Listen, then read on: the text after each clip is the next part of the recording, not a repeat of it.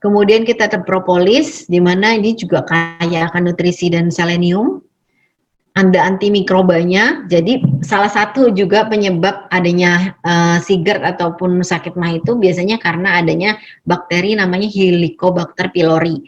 Nah, dengan kita konsumsi propolis ataupun propoelix, nah ini mencegah supaya si Helicobacter pylorinya ini tidak berkembang dengan baik.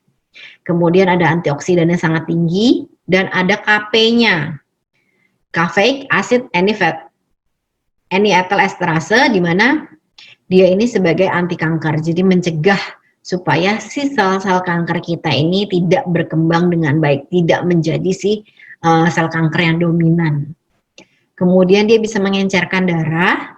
Nah, tapi Bapak Ibu jangan khawatir kalau yang mungkin punya atau yang sudah konsumsi obat-obat pengencer darah, karena dia cara kerjanya berbeda dengan obat-obat pengencer darah, sehingga dia tidak mengencerkan atau tidak membuat darah kita ini semakin encer. Justru dia akan memperbaiki struktur dari pembuluh darah kita yang mungkin rusak. Nah, itu salah satunya dengan efeknya adalah mengencerkan darah kita, tapi tidak menambah darah kita semakin encer.